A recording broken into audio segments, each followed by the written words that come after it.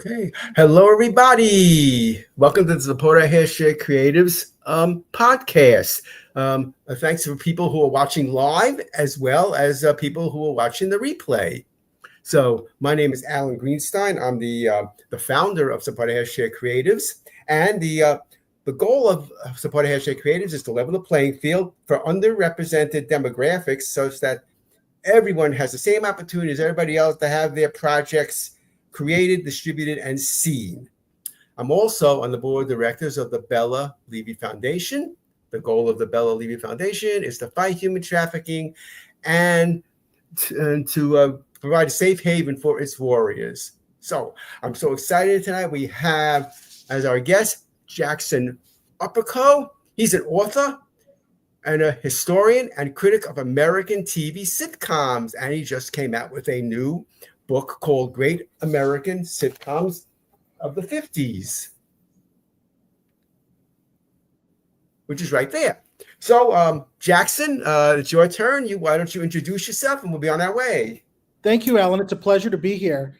So, like Alan said, I am an author. Just published my first book. I'm a historian. I have always had an affinity for classic sitcoms in particular. I remember being in the first grade, and I would print out episode guides of shows and bring them to school and quiz my friends on the episodes. And I would walk around, we would go camping with my parents and friends, and I would walk around with a little notebook and write episodes of little ideas for shows. And I started collecting at a young age. I loved watching, TV Land, Gilligan's Island, Bewitched, I Love Lucy, the classics. And I think, I'm an only child. I was born in the 90s. My parents were born in the 50s. And so I was always fascinated in where they came from and always had a leaning for history. As a theater kid as well, I was drawn to the older works, getting to perform in shows like Anything Goes, which were decades old at the time. I was fascinated by that. And one of the things that I love about television in particular, and especially comedy, is that it's such a snapshot in time. The moment that it was produced and made to broadcast, it's a snapshot of our culture at the particular moment in time. And so this has been something that I have always been fascinated by, always wanted to study. And I'm thrilled that I finally got to make it official with a book that was many years in the making. And I'm so thrilled to be here to talk about it with you and grateful that you read it and enjoyed it and wanted to talk with me. Yes, exactly. Okay. Tell us a little bit about your That's Entertainment blog. Yeah, so when I was in college, I started a blog just to organize my thoughts, because these were, when I went away to school, I was drawn in by learning so much and new shows, new movies, new things like that I needed basically a way to organize what I was watching and what I was thinking. And so the blog was a great way to focus my efforts and the practice of I did 5 posts a week, but for the majority of its run, it's been, almost 12 years now. I do 2 to 3 posts a week, and the ritual of writing and producing content on a schedule like that has been really beneficial. And my friends here has been really beneficial in making me a better writer. And so the opportunities that I've had from the blog to not only show other people my work, but to really refine as a writer myself has been invaluable. And so this book really would not be possible without all the years that I have written and studied and done research for the blog. In fact, there are portions of the book that come from ideas and theories that I established while I was writing the blog. And I still write the blog, actually, so. Yes, I look forward to your posts on Tuesdays and Wednesdays every weekend, sometimes on Mondays. Sometimes, yep. Yeah, right. Okay, so why was this the right time to come out with your book, Great American Sitcoms of the 1950s? Well, I'll tell you the truth. It really was a pandemic project because I needed something that I could really focus on myself that didn't require a lot of outside input, and something that I could just channel my energies in. And so the process, it was really a 3-year process from pitching it to finally having the submitted version. And then it finally came out earlier this year. But It was always something in the back of my head. Like I said, I'm a theater kid at heart. And so there was a series of books by Ethan Mordden on the Broadway musical that went decade by decade. And as someone who I think about the world sort of chronologically, I love to, especially history, think about like a specific year and all the things that were going on in that year simultaneously. And I was fascinated by a study of the sitcom that tracks its evolution decade by decade, because the decades are natural markers that we can use to just divide trends as they go. Obviously, 10-year periods are not neatly trend by trend, but it's a helpful marker. And so the 50s is, of course, where I started, because it's the first full decade of American television sitcoms. And of course, my hope is then to get to write about the 60s and the 70s and so forth. But yeah, started with the 50s because that's a very good place to start. Yeah, fantastic. Okay, so let's get down to definitions. So what is a sitcom, and what is the significance of this, what you call the situation? That's a very good question. The first chapter of my book, what I wanted to answer is, where did the situation comedy come from? Because in my estimation, there's never been a great written history of how it developed. And so I track it. And we start with, before it was a genre, it was a term. Situation comedy, or comedy of situation, was used originally in the first few decades of the 20th century to basically mean comedies with story.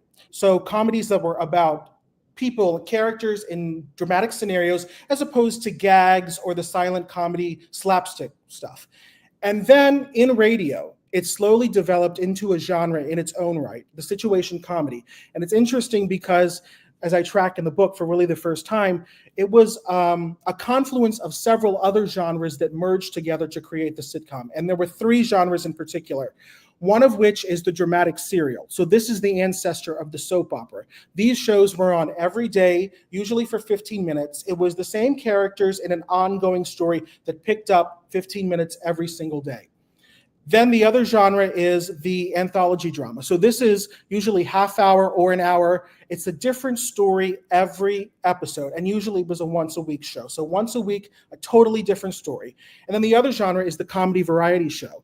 As vaudeville was slowly dying out, a lot of the vaudeville stars were coming to radio. Some of our favorites that talk about in the book, like Jack Benny and Burns and Allen, and they were bringing their sensibilities into basically vaudeville variety shows. And a lot of these were performed in front of a live audience, like they were when they were performing in vaudeville. And they were 100% about getting laughs. And so these three genres, kind of elements of them, came together slowly over time throughout the 1930s to create the sitcom genre, which had a continuity of characters like in the serial dramas, but a different story every week, like the anthology dramas. But then it was also all for laughs, and usually, not always, but usually in front of a live audience, like the comedy variety shows. And so 1939 is looked at as a watershed year, also 1941 as a marker by which point that you had developed situation comedies as a genre distinct from those other ones. So the importance of the situation, and which was the second part of your question, is that the situation took on a double meaning. It did not only mean story, but it meant the elements that you could expect every week to be a part of the story. So that means the premise of the show, the characters, the tone, the setting, everything that you could expect was the situation. And so a situation comedy is a comedy that uses a regular situation to derive laughs and create iterations on that same situation in story. And so it's kind of a double meaning, and it developed throughout the 30s and 40s, just in time for TV at the latter part of that decade. Yeah, that makes a lot of sense. And so basically, for each episode, the story should do something having to do with the situation that's set up. Every week, it should be just like that. Absolutely. How it uses what the audience can expect, because that is what distinguishes it from other genres. An anthology drama is going to be a different set of characters, a different premise every week. But when you tune into a situation comedy, you expect the same basic things. A different story, but the same basic things. And one of the things that's always attracted me about the genre as a theater kid is it's essentially like doing a one act every week that uses the same premise and the same characters. So it's basically 100 or 200 different one acts on the same basic idea. And that is a really hard thing to do, but a beautiful thing to do, because it's such a unique genre because of the familiarity that's built between the audience and the situation. They know what to expect. And one of the examples I use in my book is Jack Benny, because even though his show was more a comedy variety show in its structure, because he and his cohorts were such well-defined characters, it was possible to do situation comedy with them. And so a famous laugh, like when he's robbed at gunpoint and the mugger says, "Your money or your life," and the audience laughs before he answers, it's because they know that Jack Benny is so cheap that your money or your life is a dilemma for him. He does not know which one to choose.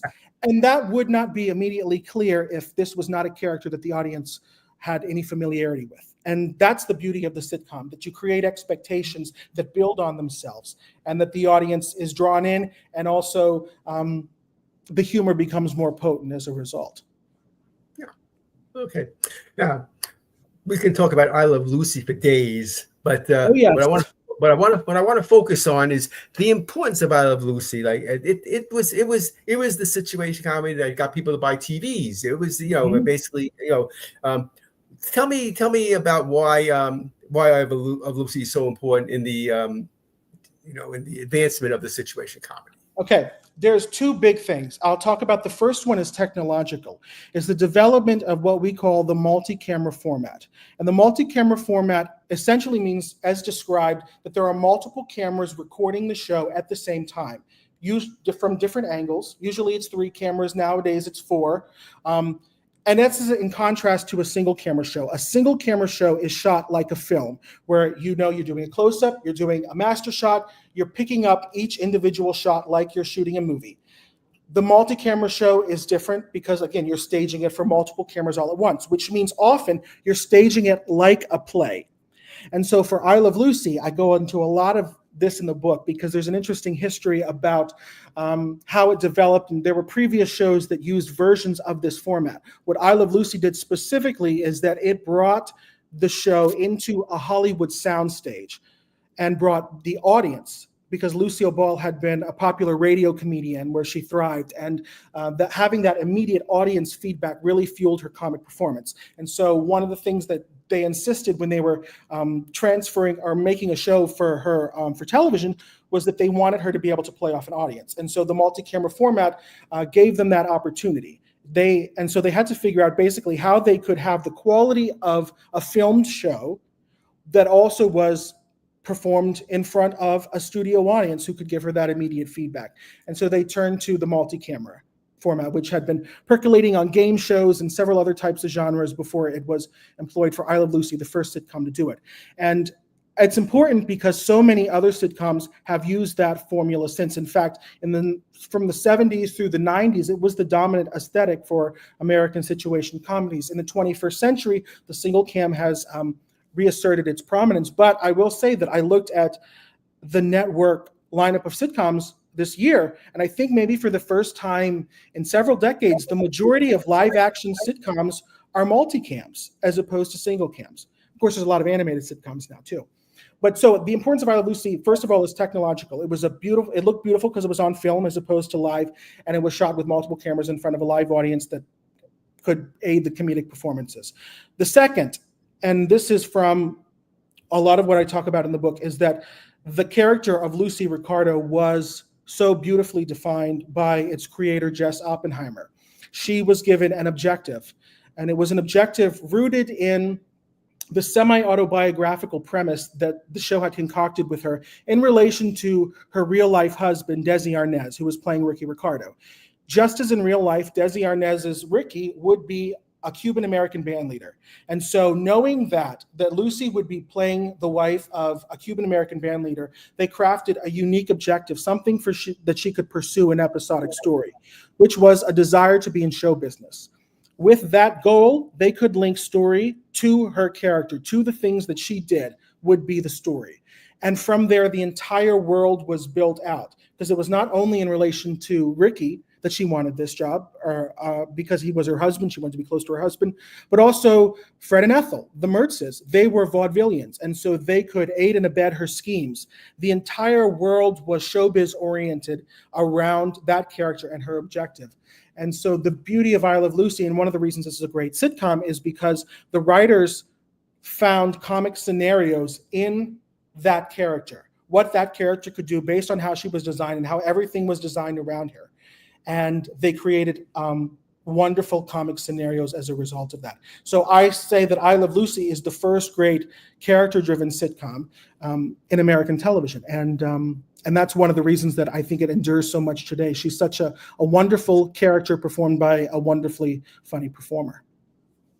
Yes, definitely. Yeah. Looks like my favorite I Love Lucy episode is one of the Hollywood episodes, the one where she ends up dancing with Van Johnson. Yes. And here's why. Most of the time when Lucy gets a chance to get on stage or act out, whatever it is, it's like turns into a disaster. Right. But with Van Johnson, that was perfect. The dancing was great, everything. So that's what that stands out to me.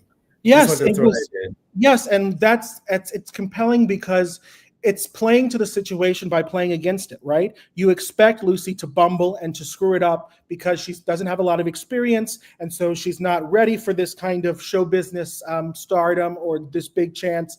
But because it goes so well, it's a great, memorable, amusing moment in its own right because it goes against your expectations by validating the situation in the process. So yeah. The Hollywood arc is one of the great things about that show because it allowed I Love Lucy to refocus on show business and Lucy's desire to get into show business by centering itself in the Mecca, in Hollywood, with Ricky and his efforts to be in Don Juan, which never got produced, but that was a great storyline because it was so perfect for the situation and the characters as established. And there are a lot of great episodes in that storyline, and the Dancing Star is definitely one of them. Yeah. I want to also throw in that back in the 70s, I would come out to Los Angeles for the express purpose of being in the live audience of the TV shows, and in those days, there was so many of them. So a lot of the well-known sitcoms on CBS in particular, like Maude and Good Times and Mary Tyler Moore and Jeffersons and all those, so I ended up going to a whole bunch of them. And of course, I really went for the technical perspective, being able to see what it looks like. What does a set look like? How are the sets laid out? Where are the cameras and all that sort of stuff? So that's something that I've really enjoyed. And obviously, over the decades, things really haven't changed that much. They're still done the same way. Absolutely. And I so envy you. The 70s actually might be my favorite decade for sitcoms because there were so many of them that were multicam shot in front of a live audience. And one of the reasons that I love the multi-camera format is because when you're forced to stage a show and write it as if it could be performed in front of a live audience, you're limited by the number of sets. You're usually limited in the number of characters and the turns that the story could take. And so that really forces a focus on the characters and their interactions, which means that you have to have great characters in a great situation. And the thing I love about the 70s is that both on the MTM shows, Mary Tyler Moore, Bob Newhart, Rhoda, and in the Norman Lear sitcoms, All in the Family, Maude, Sanford and Son, you have these great characters in these relationships, few sets, just them interacting. And that's one of the reasons that it's, I think, a golden age for sitcoms, and one of my favorites that I hope I get to write about, like I've written about the 50s one day. Yeah. So as I said, those are some of my great memories of it, being able to experience. Do you have any specific memories, any specific episodes or shows? Actually, it's interesting that after all these years, it's hard for me to remember which episodes I was at. But I do remember, having the opportunity to ask questions, for example, from the audience, and that was always nice, Yeah. Like one time I asked a question when I was at Mary Tyler Moore, and you might remember the episode where they were leading up to the, I guess who was going to be playing in the Super Bowl or something like that, and yes. So I asked them, how did you know? And what they said is they told me, but they did a whole bunch of different endings. And the one that they showed, was the one that mirrored what actually did happen. So I said, "Oh wow, that's amazing! Didn't know that." So so that sticks in my mind. Yeah, wonderful. I've been fortunate to go to a few of myself. I actually saw one of Betty White, speaking of the Mary Tyler Moore Show, one of the last episodes of Hot in Cleveland, and that was a real pleasure to be able to see her for one of the last times in an arena where she shone for so many decades. Oh yeah, that's right. Of course, yeah. And Valerie Bertinelli, she's in that. One Day at a Time is another one of the shows that I went to back in the. Norman Lear staple. Yep. Yeah. Okay, let's move on now. I want to talk about the 1950s peak, the 54-55 season. What is so special Yes. about that? Well, that was literally the peak. That was the year in the decade where there were the most sitcoms on air of any other. I think it was almost 40 sitcoms. And this was a boom that really you could attribute to the success of I Love Lucy, which debuted on the scene, was a critical hit, a commercial hit, won awards, and it's number one for many years running. And so other people want to get in the sitcom business. Of course, sitcoms have always been lucrative on radio as well.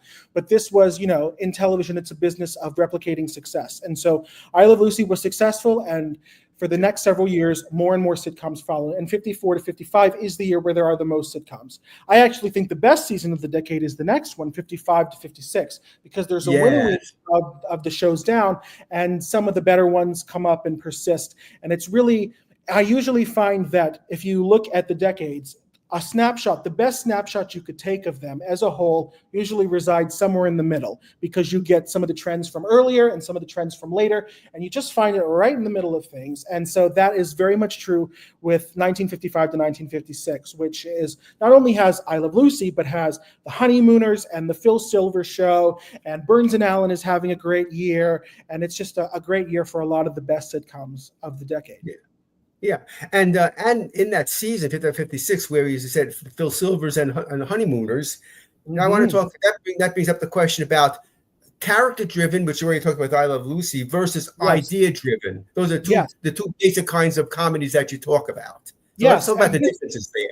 Absolutely. So this was a theory that I had developed while writing my blog, and you've heard about it, I think, with other genres. You'll hear somebody say something is either character-driven or story-driven or premise-driven. So idea-driven is my term because it's more broader, because it could mean anything. It could mean story, it could mean premise, it could mean anything that is not the character specifically. And what you have to look for, the basic difference between the two is what is being explored. Are you exploring funny characters in ideas that explore those funny characters? Are you exploring funny ideas using those characters? And the 70s, going back to the 70s, is where I think the divide is the most stark. We talked about MTM shows and Norman Lear shows. MTM shows are the character-driven shows. The way that those shows are plotted usually are the climax is a confrontation between characters. It is such a character-driven show. It is about exploring different people in relation to each other. The Norman Lear shows, they have great characters, but a great episode of, say, All in the Family or Maude has a topic, has a subject, has a political taboo or social taboo that was not discussed before that time. And so the characters are conduits to explore that idea. And they're well-designed, and they have... their relationships are fueled and designed to explore those ideas. And so you can track the character-driven and idea-driven lineages later and before. So for the character-driven school of Mary Tyler Moore shows, you can go to Taxi, which was produced by several Mary Tyler Moore folks who later went on to Cheers and Frasier. And you very much see the same style of show and the same style of writing in those shows. For the Norman Lear shows, you can look at Susan Harris's shows and some of the shows in the 80s that had what I call very special episodes, where they're exploring a heavier topic using the characters and relationships. So going backwards, you go from Mary Tyler Moore, you go to the Dick Van Dyke Show, which Mary Tyler Moore was a regular on and took a similar work and home divide. And you could go then from the Dick Van Dyke Show to I Love Lucy, which is kind of the best character-driven sitcom of the 50s. And I know one of the shows that you love in particular, Alan, is the Danny Thomas Show. And one of the things that I love about the Danny Thomas Show is that I call it the missing link between I Love Lucy and the Dick Van Dyke Show, because of how much you can see both of those shows in it, and it existed right between them. And specifically for the Dick Van Dyke Show, the design, well, I'll just say the one thing that they all three share, semi-autobiographical premises about somebody who works in show business, and there's tension between the workplace and the home as a result of this character working in show business. So with Dick Van Dyke, the tension is just the fact that he has to go back and forth between them both.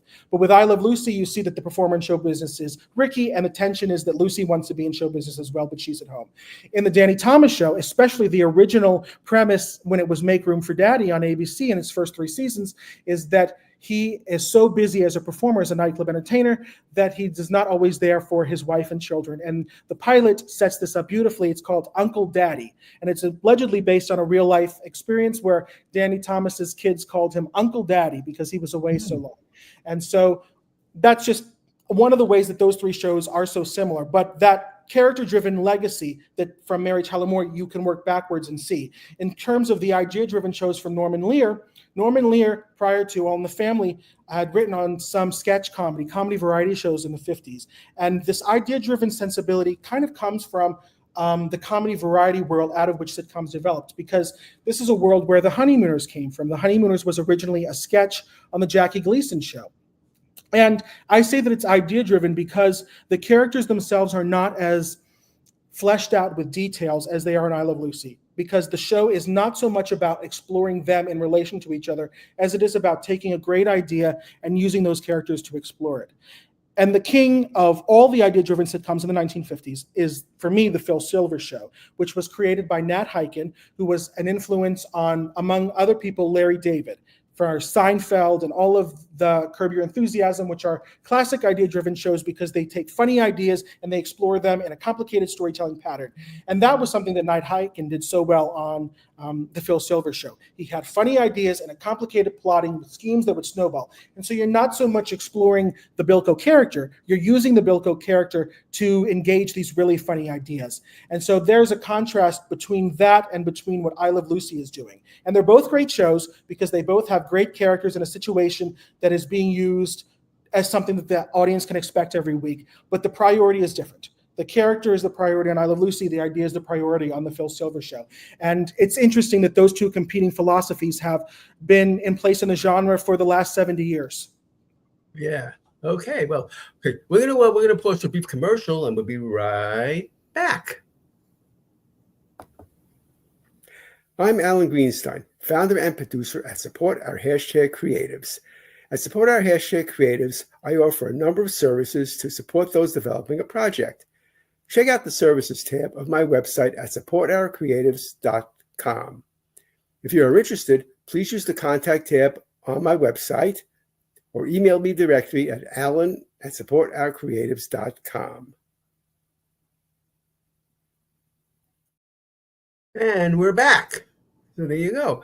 Yeah. So as I said, the Make Room for Daddy and the Danny Thomas Show, as I said, that when I remember, well, I don't remember Make Room for Daddy Pub, but once it became Danny Thomas Show and went over to CBS, I remember that, and that became my first favorite adult show. When the family would, after dinner, we all get together and watch TV. That was what I always really enjoyed, and there was something about the structure of it that that fascinated me. The fact that there was the fact that there was the audience and the storyline, stuff like that, and also the and even the sponsor, that was on there, General Foods. That also fascinated me because that was the only sponsor, right? And so yes, and you bring up a great point, though, is that one of the things that indeed connects those three shows is that they all use the multi-camera format pioneered and refined by Desilu.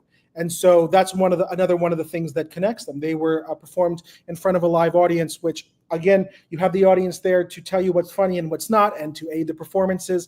And I think that's really a boon, and one of the reasons that the show is so funny. And it's one of the great things that I loved about doing this book is that I really got to dive into the Danny Thomas Show, because compared to I Love Lucy and the Dick Van Dyke Show, it is not as talked about as much today, unfortunately. But it definitely is cousins to both of them.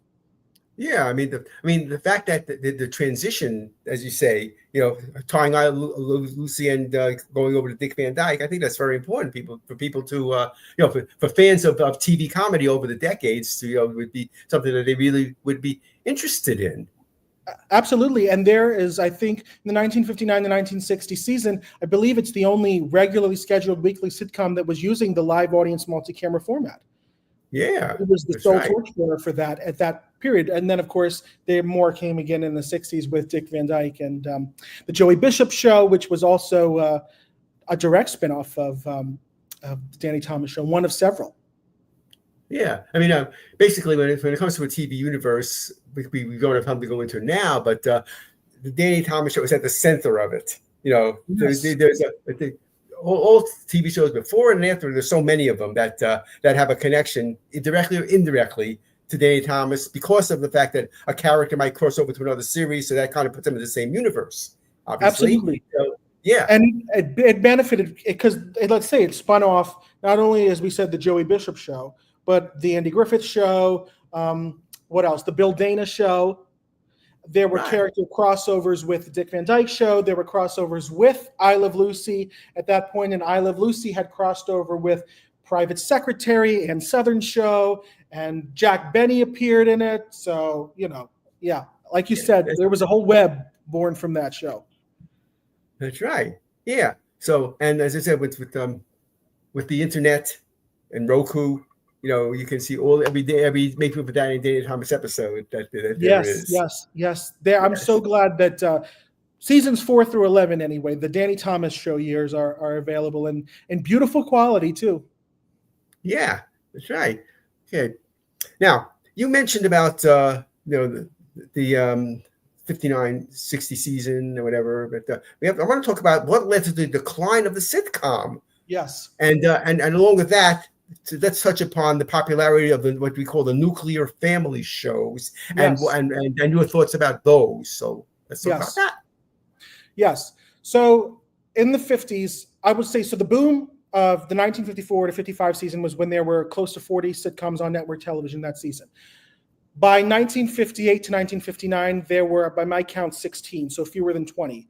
And this was because sitcoms just weren't catching on. The new ones, there were very few that audiences were really drawn to, and other genres were starting to rise in the airwaves. You had more westerns, you had more crime dramas, there was a game show craze, or quiz show as they were called then. And so the sitcom was kind of on its back foot. And one of the reasons that I posit for that is that there was a lot of shows that weren't funny. And this is, it's always subjective, but one of the things when we define the situation comedy in that first chapter is what exactly is comedy? I told you what the situation is and how you can identify what the situation is, but there's a lot of theories about what comedy is. And, I didn't want to do too much about that in the book, but I'll tell you the theory that I like the best is the idea of a benign incongruity, which means that there is an incongruity. Something's off. Something's not what you expect. Something's a little different, a little heightened, a little weird, but it's benign. And benign means it's okay. Nobody's going to die. Nobody's going to really get their feelings hurt. It's okay. And so if a show isn't funny, or you personally don't find something funny, generally it's because either it's not off, there's no incongruity, or it's too incongruous, it's too weird, or it's not benign, or it's too benign. And so I would say with a lot of these family shows, and I think the prime example for me is Father Knows Best, because the star of the show was doing a sitcom that didn't really want his sitcom to be funny, is that it is too benign. If it's not enough incongruity, and it's too benign in that regard. There's not enough quirks, not enough things that are off. It is generally just a lighter, simpler show. And again, the creator, or not the creator, but the star of the show, the producer of the show, didn't want it to be funny. And I think that there was a sense of that in other similar family shows that were milder, I would say would be the word. And that is not as competitive with an I Love Lucy, a Honeymooners, a Phil Silver show, in the sense of using their situations for specifically comedy, which is what is the great thing about the sitcom genre at its most ideal, and what is the most difficult thing for the sitcom to do. And so with a lot of shows like that, and Father Knows Best being one of them, the sitcom was a little bit in an identity crisis in 58 to 59. And 59 to 60 is when you start to see it come out of that, and really come out of it into the 60s. Yes, and that is my next question. Tell me about what began the sitcom revival in the 59-60 season. Yes. So this was, honestly, the networks just started trying different things. They started throwing things at the wall, and they would do that for the next few years until they had an established roster. In 60 to 61, Andy Griffith Show premiered, 61 to 62, Dick Van Dyke, 62 to 63, The Beverly Hillbillies, by which point the sitcom is definitively back. So in 59 to 60, there were a couple of new sitcoms, one of which was Dennis the Menace. And Dennis the Menace was CBS's answer to Leave It to Beaver, which they originally had, but they gave up. And Leave It to Beaver was an interesting show because it appealed to a younger demographic. And the networks at this time were starting to realize that the value that they could hone in on specific demographics and that could provide a specific value to their network schedules. And so Dennis the Menace was a show that specifically catered to a younger demographic.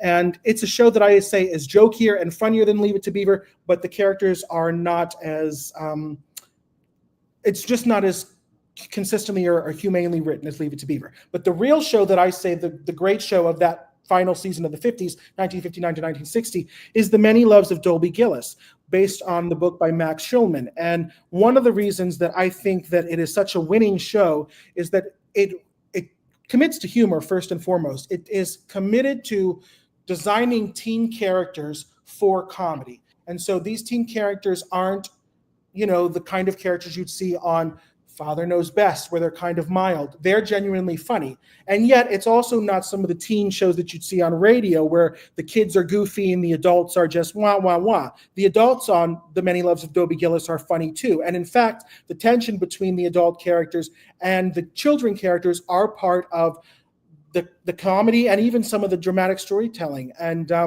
so it's really compelling on that front because it really commits to characters and character comedy. And it's written in such a unique style by Max Schulman, who was a big author in the 40s and 50s. And so it was not a huge rating smash right away, but it did good enough to stay on the schedule and help this process of the sitcom coming back into form in the 60s. And it's a great show. The characters are so well defined. It's one of my favorites from that decade. And in fact, I think the first season is actually the best because going forward, the network tampered with it a little bit. It took out some of the bite between the adults and the children. It took out, The Many Loves of Dobie Gillis. Dobie Gillis is very a horn dog. He's always pursuing women. And they kind of got tamer on that front. Whereas in the first season, it's a little more willing to be saucy, and that's a lot of fun.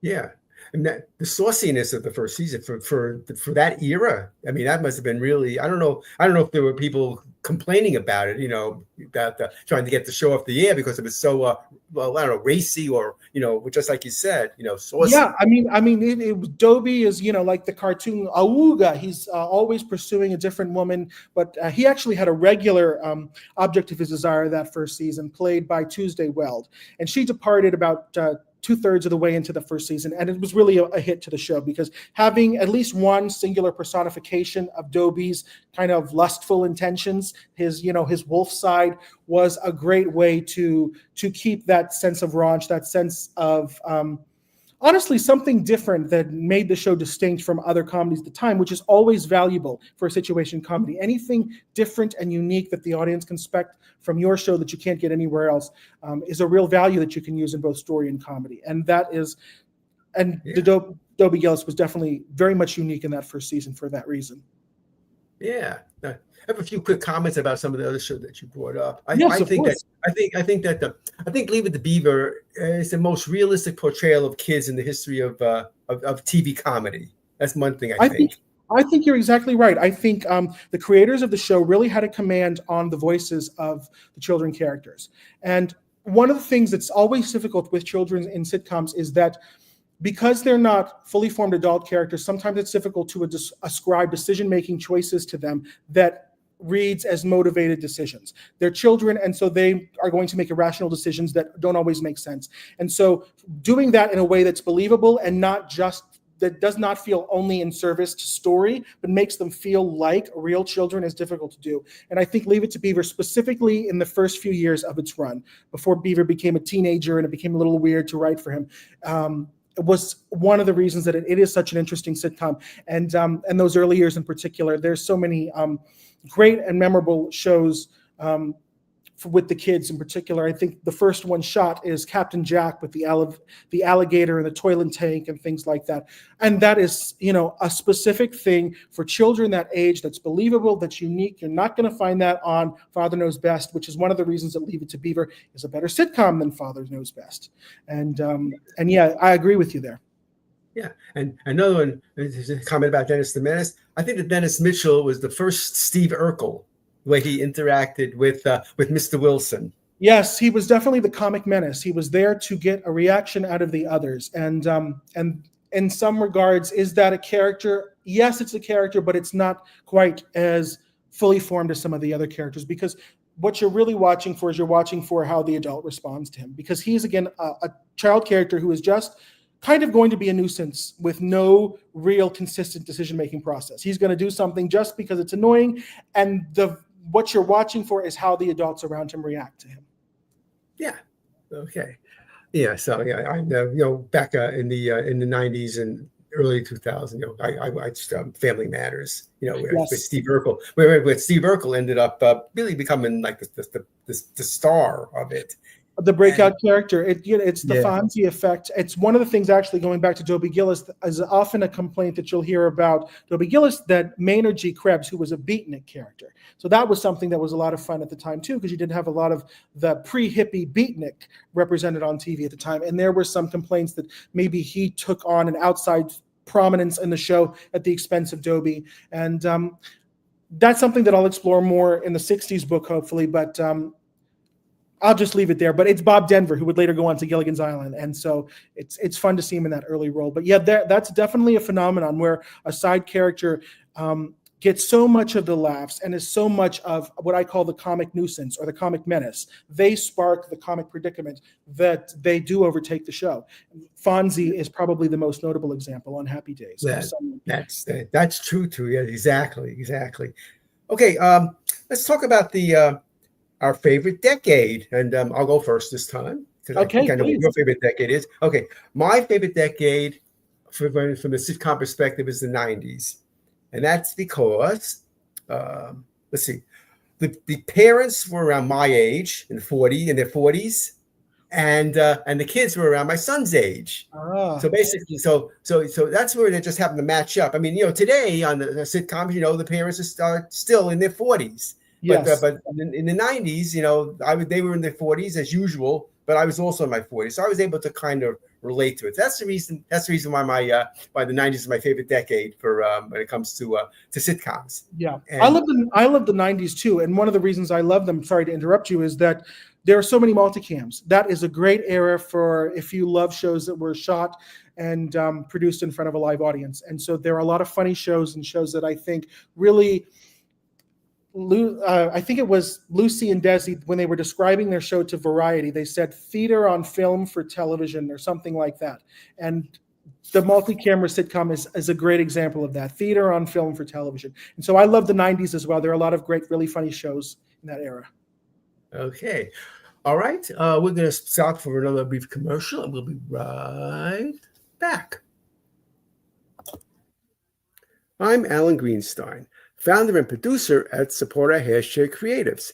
If you make something, albeit make a movie, start a business, write a book, make a physical product, run a nonprofit, promote people, are a songwriter, etc., you too are a creative, and I would love to have you be a guest on the Support Our Hashtag Creatives podcast. If you want to be featured on this podcast, please use the contact tab on my website at supportourcreatives.com or email me directly at alan@supportourcreatives.com. Okay, and we're back. Let's see. Okay, so do you have any advice for people who would like to emulate what you do? Yes. Well, I would say for writers, if you want to write, you have to write. You just have to do it. It is one of those things where you have to cook if you want to be a cook. If you want to be a dog walker, you have to walk dogs. If you want to write, you have to write. And I know for me, for my peace of mind, I love to write every day. I feel that the day is not productive unless I do a little bit of writing every day. And so my advice to writers is you just have to find a way to do it. And the best way to do it is to find things that you want to write about. And sometimes that's easier said than done. But if you follow your passions, you follow the things you're curious about, or the things that you've directly experienced, I think that is the best way to incentivize you to write. So if you want to write, that's what my advice is. But in general, my advice for pursuing a career is that you want to be friendly, be nice, make connections, and don't just think that you can write in a vacuum. Because ultimately you want people to enjoy your work, to read your work, to buy your work, and that you're going to sell sell products and sell your services to them. That's the interesting thing about writing, is that sometimes you'll be selling a product, you'll be selling a book or a script or something like that, or you'll be selling your services. You'll be selling your ability to write. And so you have to be able to do both. And in order to do both, you have to work with the people that you'll be selling to. Yeah, fantastic. What is your favorite place to do your research? Oh, yes. So I love to go to the library. I am a library person, but I love archives, like newspaper archives. And so there are some great ones that have come online in the last 10 years or so. I use newspapers.com a lot. I use the Variety archives a lot. I use archive.org, has a lot of publications and things like that. So for vintage publications, Billboard, Variety, even Hollywood Reporter you can find sometimes. That is my favorite thing to do. And I cite a lot of that in the book, actually, and vintage reviews, because unfortunately with the 50s, so much of the shows were live, which means they weren't preserved. And so all we have is what was written about them as opposed to what they actually were. And so consulting reviews like that, it's been invaluable to me. And also, there are some great archives that actually have older shows. So for the book, I did a lot of research at the UCLA archives because they have a collection of old television. So I watched Jack Benny episodes that are not available in circulation. I watched some episodes of Mr. Peepers, including the famous episode where he gets married, which was kind of a big event in the same way that Lucy having a baby was a big event. Mr. Peepers getting married was a big event. And so I do love the UCLA archives for that. I've been doing this for my blog for so many years that I have gone to the Paley Center so many times and research shows. I watched Mary Kay and Johnny, an episode. The only episode we know that exists from what historians call the first television sitcom is Mary Kay and Johnny, and I watched that at the Paley Center about 10 years ago, and I had kept notes on that I used for my book. So I'm a big archive fan, I'll say that. That's what I love to do my research. Oh, yeah. I mean, whenever I visit New York, I go to the Paley Center. Yes. And sometimes they'll do screenings there too, which is amazing too. Yeah, that's right. Okay, so how can people get in touch with you? Oh, well, they can visit my website, my blog, jacksonupperco.com. That's my name, JacksonUpperco.com. And then you can just email me at jacksonupperco@gmail.com. Very simple. I'm always glad to talk sitcoms, to talk about writing. And if you want a product or a service, I'll see what I can do for you. Yeah, fantastic. Yeah, so once again, JacksonUpperco.com, of course, brings you to your That's Entertainment. Yes.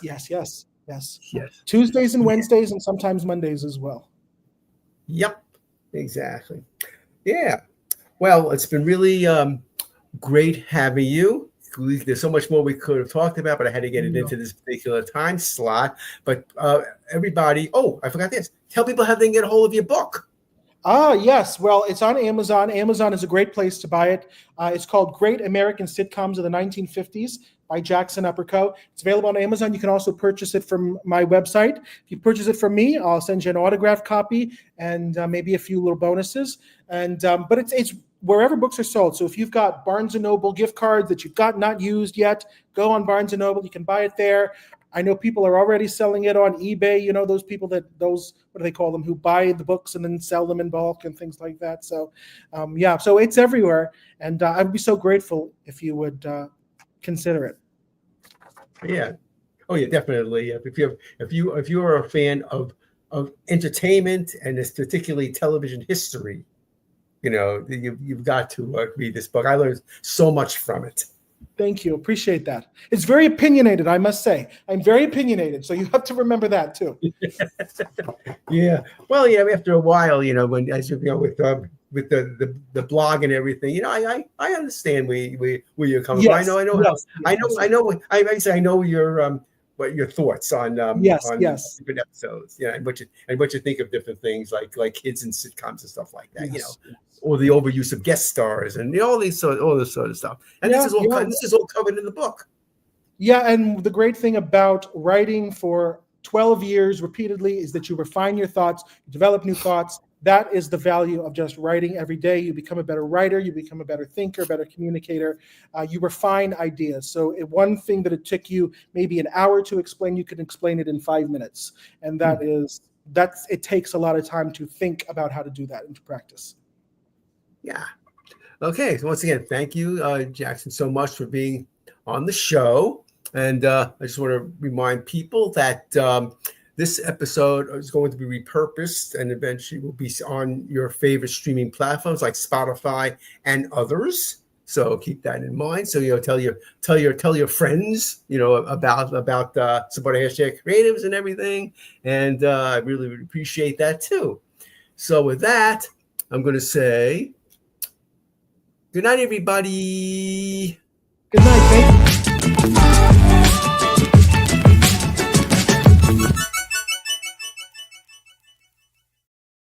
Here's a message about Crystal Starnes, advocate for victims, and podcaster.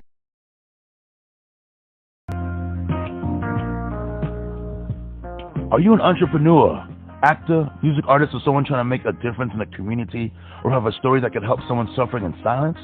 If your answer is yes, then you need to check out Crystal Starnes' various podcast shows that she produces and hosts.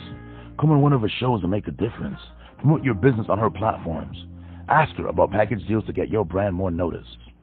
Want a commercial about your business done by her voice? She also offers package deals for that service. You can find her at crystalstarnshow.com and voiceforvictimsradio.com. Also, if you want access to all her podcast shows and blogs, join her community awareness page for just $4.99 a month. That's right, just $4.99 a month. Then you would have access at a click of a button to her various platforms. Crystal Starnes is trying to make a difference for all people in the world. She wants to help as many people as she can so no one is suffering in silence. Anyone who has a vision and wants to achieve their dream, she has the passion to help promote you to get you to the next level of success. Okay.